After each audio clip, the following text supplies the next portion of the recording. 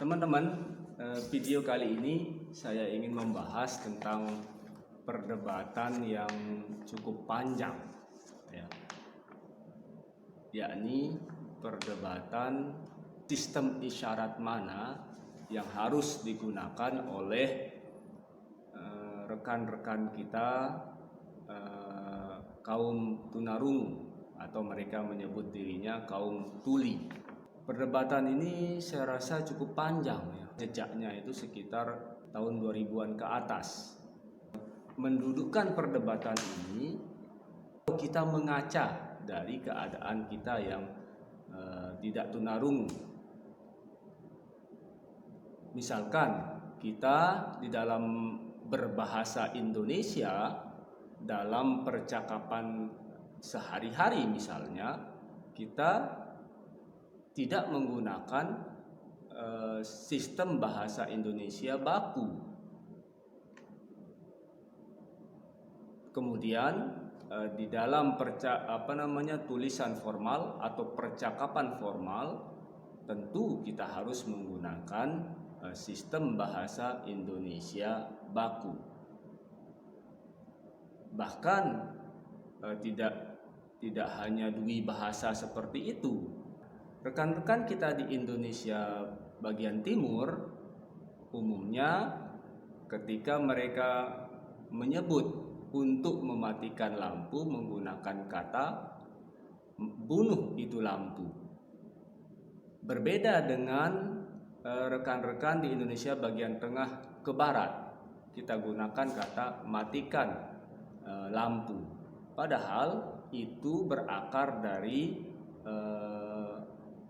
kosakata bahasa Indonesia, yakni bunuh dan mematikan. Kita terjadi seperti itu, dan tidak ada perdebatan dan tidak ada pertentangan.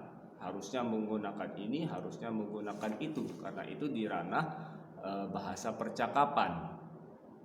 Dan perdebatan tentang sistem isyarat ini harusnya tidak terjadi, karena ketika kita ingin membangun sistem isyarat mana yang digunakan oleh rekan-rekan tunarungu di dalam percakapan sehari-hari, tentunya merujuk pada sistem yang nyaman bagi mereka. Sistem yang nyaman bagi mereka untuk saat ini mereka sebut sebagai Bisindo atau bahasa isyarat Indonesia. Dan itu normal, umum terjadi, sebagaimana di kita yang tidak tunarungu. Kemudian untuk bahasa isyarat formal, bahasa isyarat baku, tentunya dibutuhkan sistem yang dekat kepada bahasa baku, yakni sistem isyarat itu kita kenal sebagai SIBI, Sistem Isyarat Bahasa Indonesia. Nah, yang salah adalah mempertentangkan kedua sistem itu, bahwa ini yang seharusnya digunakan, itu yang seharusnya tidak digunakan. Mengapa atau rekan-rekan kita tunarungu memerlukan sistem isyarat yang baku untuk mendekatkan rekan-rekan tunarungu kita pada kesadaran berbahasa Indonesia baku? Diperlukanlah sistem isyarat yang mendekati atau yang menggunakan sistem bahasa Indonesia baku yang kita kenal sebagai SIBI. Untuk tambahan sejarah, bahwa pemerintah Indonesia awalnya pernah membangun sistem isyarat yang berbasis isyarat alami dari kaum tunarungu. Ini terjadi di tahun 1982 sampai tahun 1986. Pemerintah kala itu menyebutnya sebagai Isyando atau Isyarat Indonesia.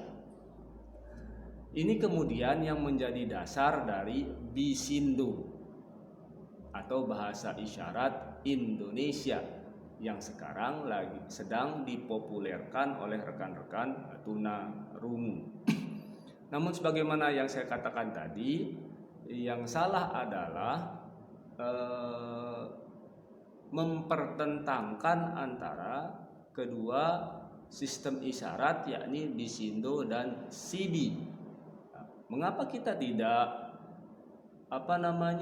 mendudukkan keduanya sebagai kekayaan berbahasa tunarungu? Bahkan dalam penelusuran saya, Bisindo itu masih bersifat isyarat lokal. Misal Bisindo Jakarta berbeda dengan Bisindo Mataram di Nusa Tenggara Barat. Nah, ketika bertemu mereka pun cukup mengalami kesulitan di dalam berkomunikasi.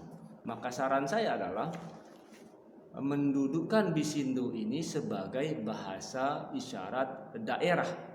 Artinya Jakarta punya bahasa Bisindo sendiri, kemudian daerah-daerah lain, Jawa, Nusa Tenggara, dan lain-lainnya di Indonesia memiliki Bisindo sendiri. Nah, itu didudukan sebagai bahasa isyarat daerah. Di dalam pendidikan itu akan diajarkan di materi muatan lokal. Kemudian sistem isyarat bahasa Indonesia atau SIBI terintegrasi di dalam materi mata pelajaran bahasa Indonesia. Ini akan menjadi kekayaan bahasa rekan-rekan tunarungu. Akan tetapi perlu diberi catatan juga, di satu sisi sistem isyarat bahasa Indonesia atau SIBI itu harus pula mengoreksi dirinya. Karena memang karakteristik tunarungu itu kesulitan di dalam memahami struktur bahasa, karena mereka memang tidak memiliki kesadaran berbahasa ujaran sebagai dasar memahami sistem bahasa Indonesia. Nah, koreksinya adalah pada penyederhanaan sistem isyarat di SIBI. Misalkan pengurangan akhiran, pengurangan atau peniadaan sinonim. Rekan-rekan kita tunarungu sulit memahami sinonim dalam bahasa Indonesia. Kesimpulannya, tidak perlu perdebatan ini dilanjutkan. Jadikanlah sistem isyarat yang beragam ini sebagai kekayaan berbahasa tunarungu. Jadi ada sistem isyarat percakapan atau bisa kita sebut sebagai sistem isyarat tidak baku, ada sistem isyarat baku. Sistem isyarat percakapan atau tidak baku diwakili oleh Bisindo, kemudian sistem isyarat baku diwakili oleh SIBI. Begitu.